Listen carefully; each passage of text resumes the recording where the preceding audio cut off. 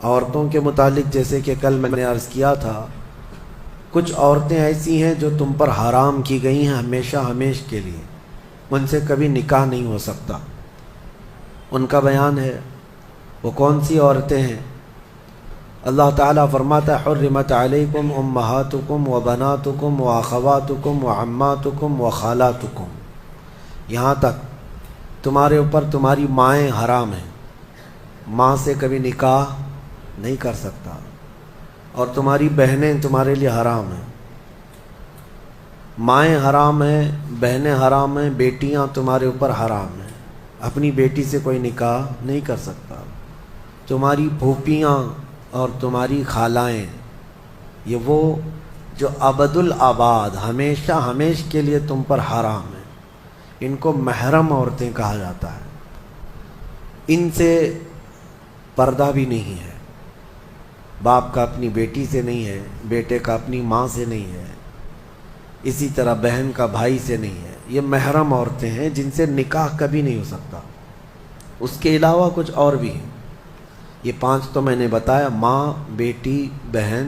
پھوپھی اور خالہ، یہ 5 ہوئی۔ اب آگے رب تعالیٰ فرماتا وَأَخَوَاتُكُم مِّنَ الرَّضَاعَةِ، یعنی دودھ شریک بہن ہے، یعنی تمہارے ماں کا دودھ کوئی اور لڑکی پی ہے تو وہ تمہاری رضائی بہن ہو گئی، یا تم نے کسی خاتون کا دودھ پیا تھا اپنی ماں کے علاوہ،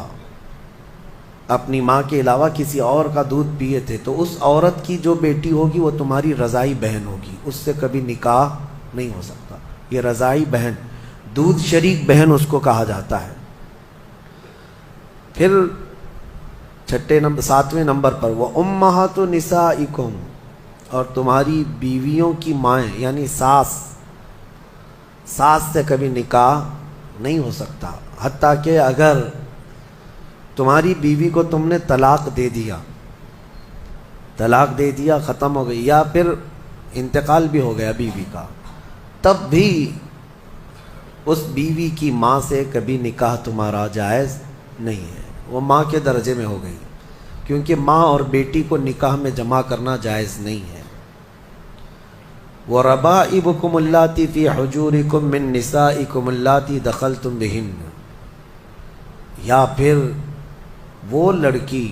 جو تمہاری خود کی تو نہیں ہے لیکن تمہاری بیوی کی لڑکی ہے، یعنی کسی اور شوہر سے ہوئی ہوگی، اس لڑکی کے ساتھ نکاح بھی تمہارا کبھی جائز نہیں ہوگا۔ اور پھر آگے 2 بہنوں کا ایک نکاح میں جمع کرنا، یہ بھی سخت حرام ہے، یعنی ایک عورت سے نکاح کیا تھا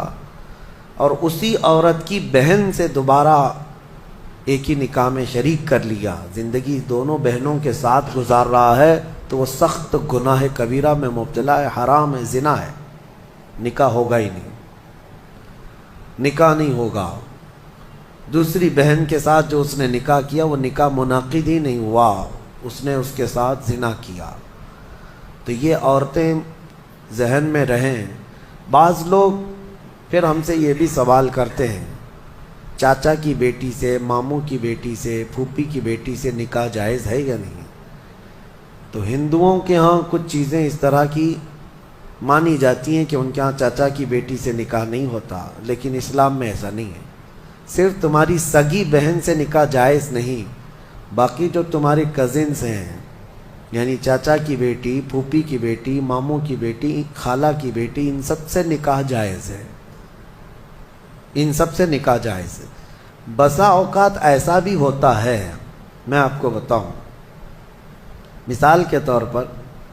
تمہارے ماموں کی نواسی ہے، آپ کے ماموں کی نواسی ہے، یعنی آپ کے ماموں کی بیٹی، ویسے دیکھا جائے تو رشتے میں تمہاری کیا لگتی ہے؟ وہ بھانجی، رشتے میں تمہاری بھانجی لگتی ہے۔ تو ظاہر سی بات ہے بہن کی بیٹی سے اور بھائی کی بیٹی سے بھی نکاح جائز نہیں ہے، سگی بھانجی اور سگی بھتیجی سے نکاح جائز نہیں۔ لیکن اگر اس طرح ماموں کی بیٹی بھانجی لگ رہی، اس سے نکاح جائز ہے۔ اسی طرح پھوپھی کی نواسی یا پوتی ہے اس سے بھی تمہارا نکاح جائز ہے، وہ سگی بھانجی یا سگی بھتیجی نہیں ہے۔